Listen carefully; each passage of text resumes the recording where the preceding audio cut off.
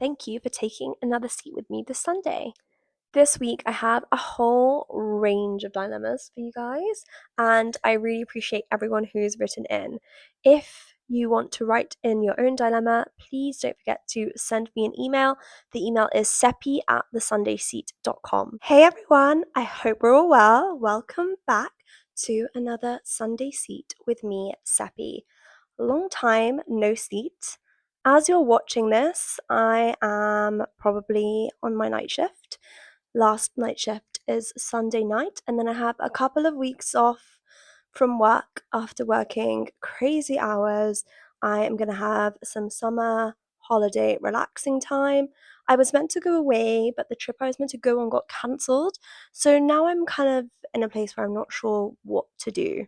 Should I go on another trip with my friends and arrange something new? Should I stay in London and work on, honestly, there's so many things that I could work on that I'm like, maybe I should use this as a sign to just catch up on some life tasks, admin, and just things that I wanted to accomplish, especially before starting a registrar job, which starts on the 1st of October. I know that the rota is more intense. I know that the hours are more intense. So, yeah, I'm really taking this time to consider over this weekend what I want to be doing with those couple of weeks off. Maybe even if I go away for a few days. But I always feel like that sets me off because then when I come back from holiday, it's like I need a few days to recover. So, I'm just trying to decide. But I want all of you guys to tell me in the comments, how has your summer been? Have you been traveling? Have you been revising? Have you been working? Have you been having a good time? I want to know.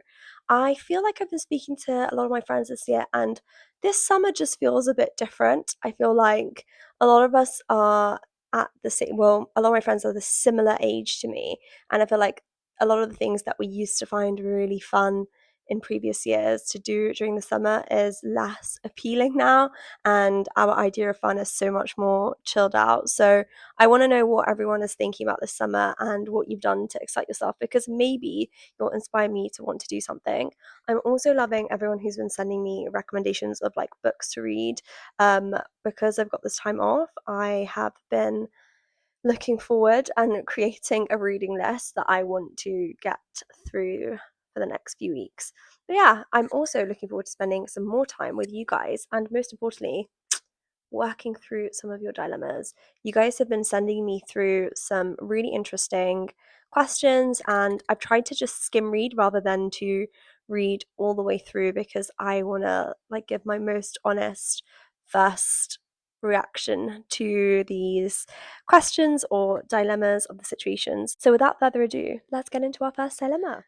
The subject of this, by the way, which is the reason why we're going fast with this, is I need you to read this, please. So here I am, girlie. I'm reading this first. So, hi Seppi, I hope you're doing lovely. Thank you so much. Hope you're doing lovely too. There's something that I've been dealing with for the past 4 to 5 months. I would love to hear your point of view and genuine advice. About 2-ish years ago, I was in a serious relationship with this guy. We broke up due to irreconcilable differences. Is that how we pronounce it? Irreconcilable differences. Okay. I wonder what that was. What is everyone's kind of things that you are I can't, I can't move past this in order to move forward in a relationship?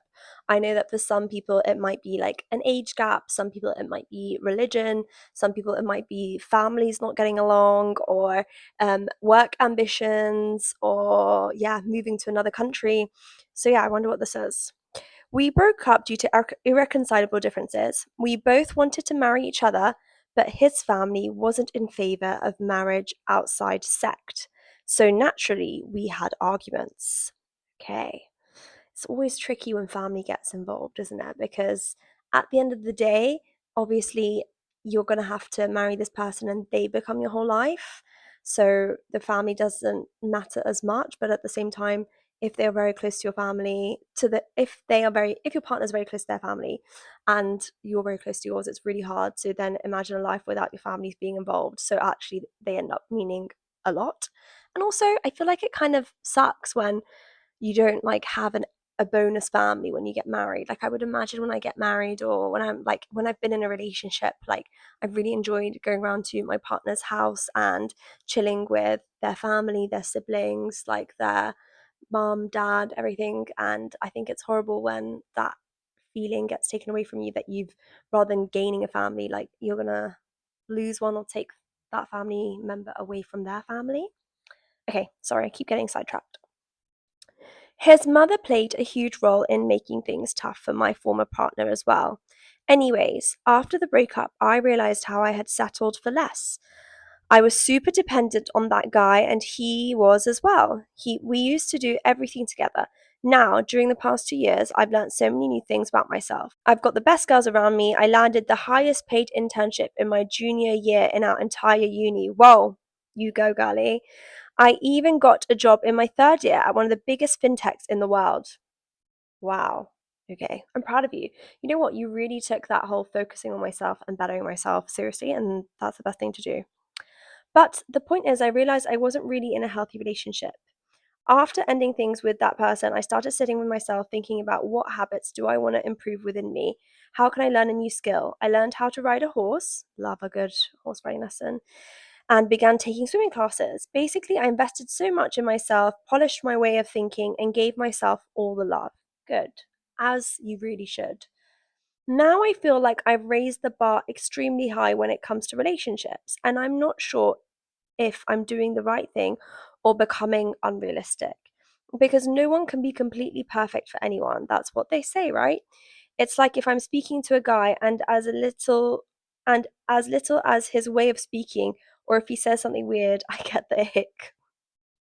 For example, if a guy isn't open to talking about emotions, I instantly see him as nothing but a waste of my time.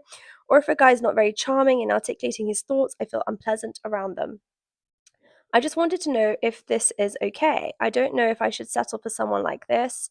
My friends say don't let go of something good for something better. I'm just protecting myself for settling for less because I really do love myself a lot and I've progressed so much in life. Thank you, girl. I really wish you'd read this. Thank you so much for writing this in. And oh my God, the number of people in my life who we've sat down and had this conversation with is numerous.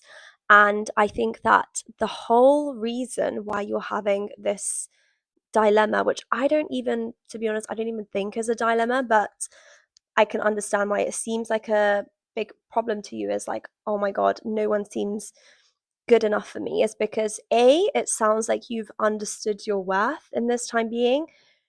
B, it sounds like you've been building on what you want to do, investing time back into yourself. You've also increased your own value in society, which again brings back onto your own confidence. And so, as a result of all of this, and knowing what you like about yourself, what you're happy about, and want for your future, you now know the type of person you're looking for.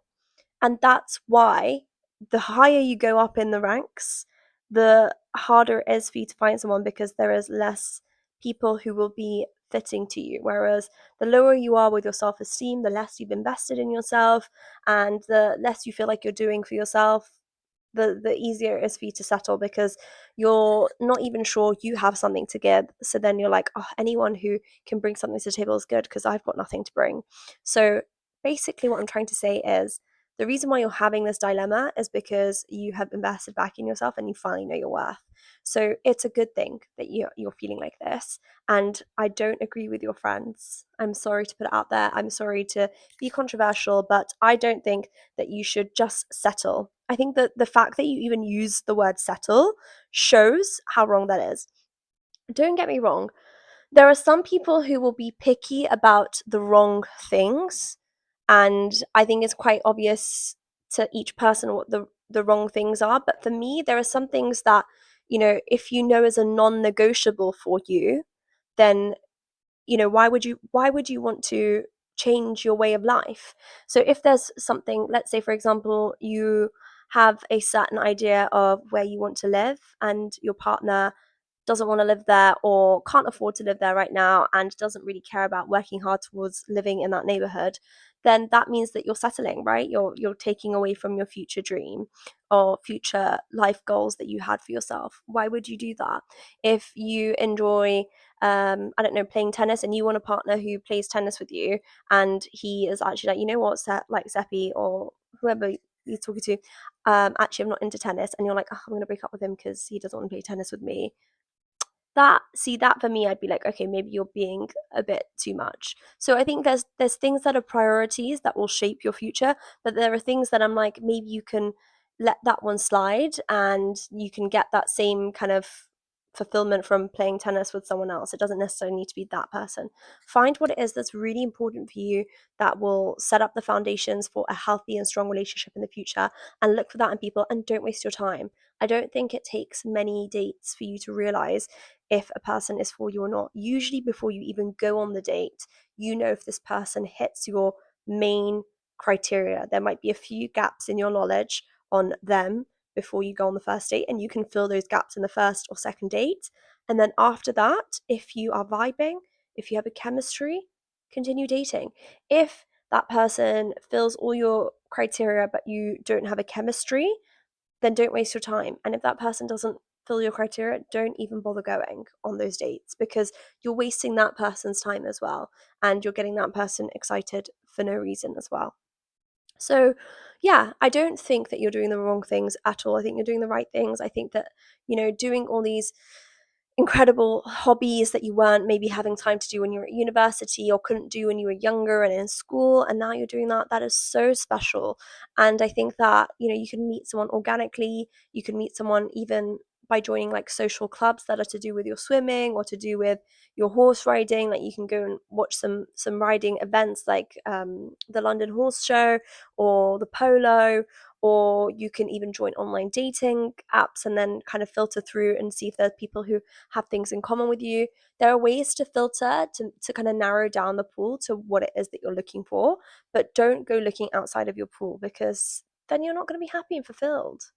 You only live once. Live a life that makes you happy, makes you feel like you're doing everything for you, and also picking someone who is not only going to be your life partner, but is going to be a great dad to your future children as well, if that's what you want to have. I hope that was helpful. Okay, our next dilemma says, in the subject, it says intimacy and relationships.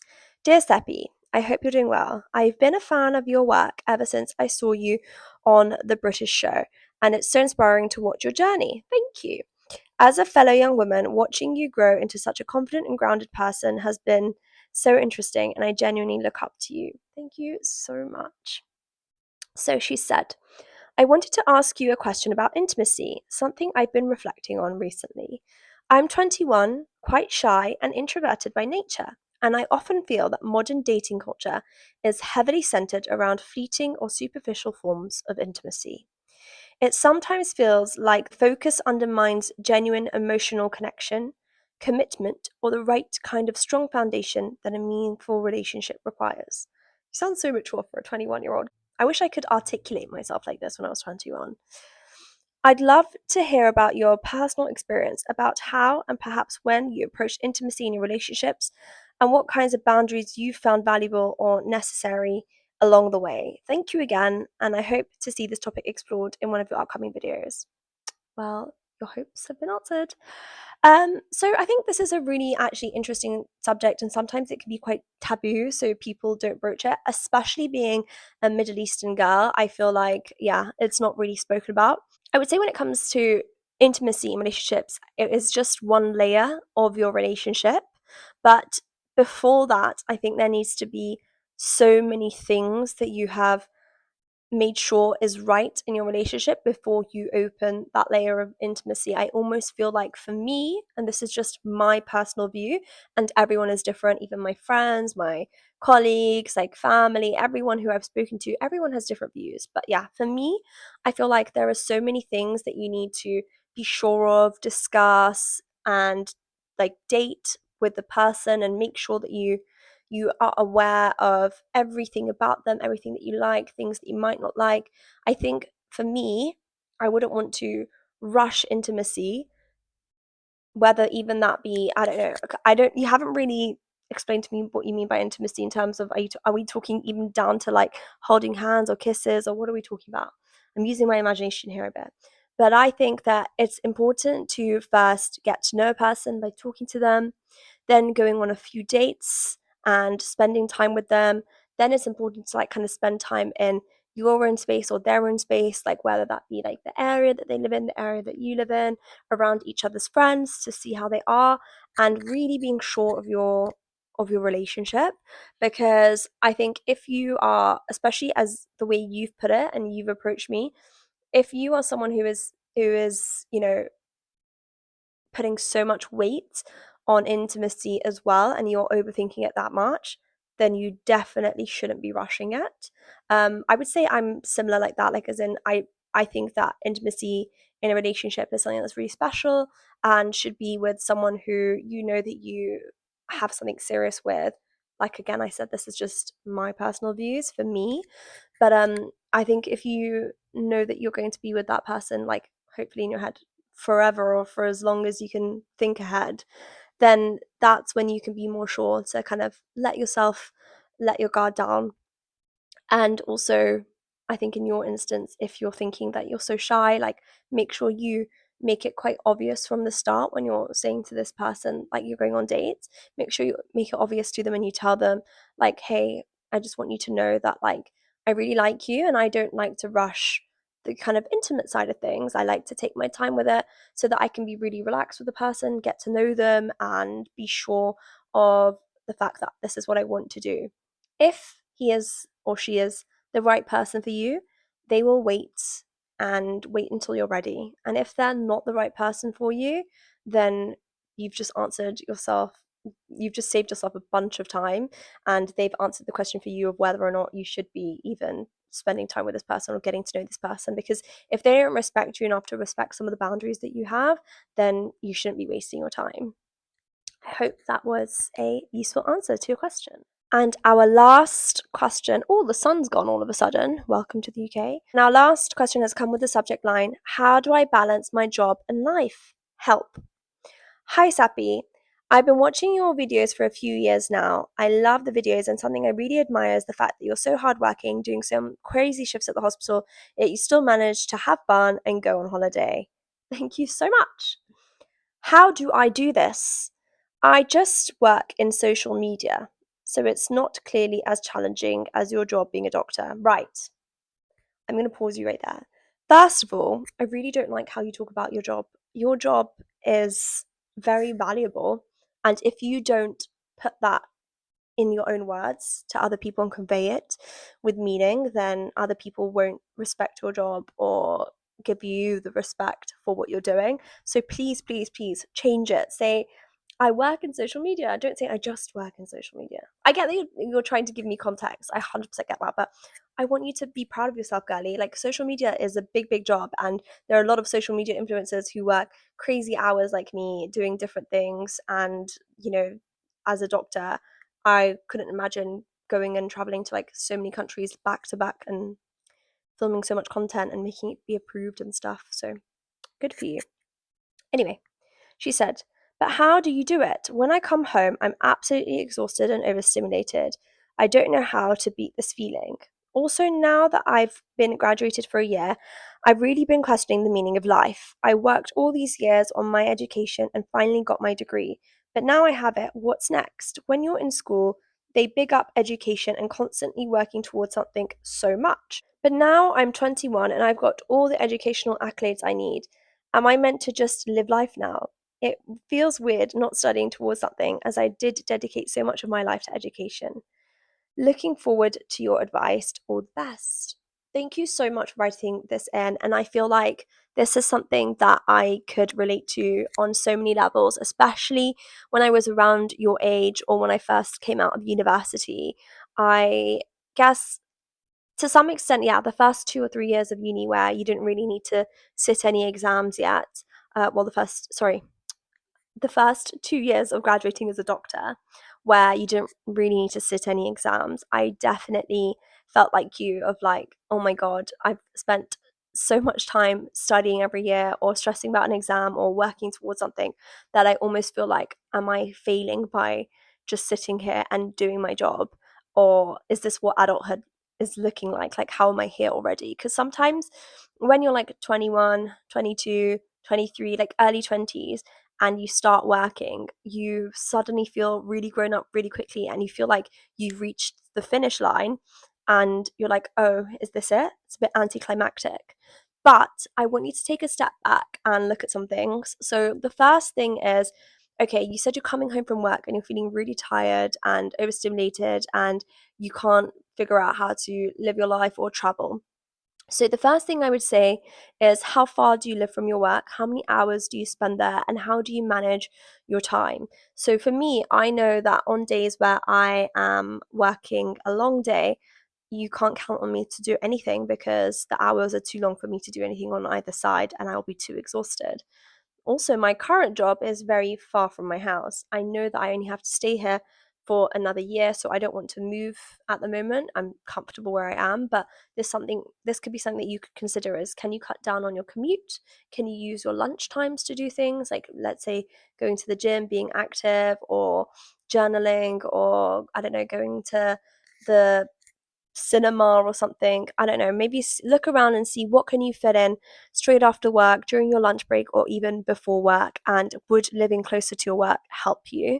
The next thing I would say is, in terms of planning trips and holidays, I think that actually for me, when I work such crazy hours, knowing that I have somewhere to go gives me something to look forward to. And I think at your age, especially where you've got no commitments, no family, no children, it is the best time to explore, to get to know yourself better, to see the world, to see different cultures, try different foods, explore. Like, there's so much benefits to traveling. So I think make it a priority for yourself, and make sure that you make a list of places that you want to go.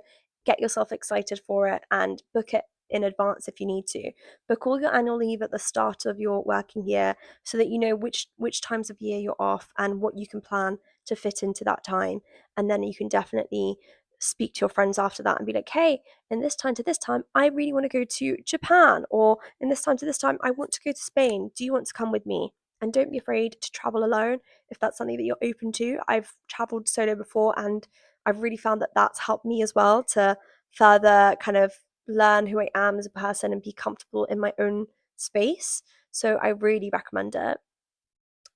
The next thing about kind of the adulthood of like, is this it now? And am I just kind of living my life? I think it's important for you to understand that yes, you have started adulting, but you're literally at the start line. You're not at the finish line. So you've closed one chapter, which is education, and you have now opened a brand new chapter of the first book of in the same series of now starting working life. There is always a career ladder. There is always something for you to work towards, and whether you find your job fulfilling or not, you can always do things outside of your job. That might be a business, it might be something creative, it might be a hobby.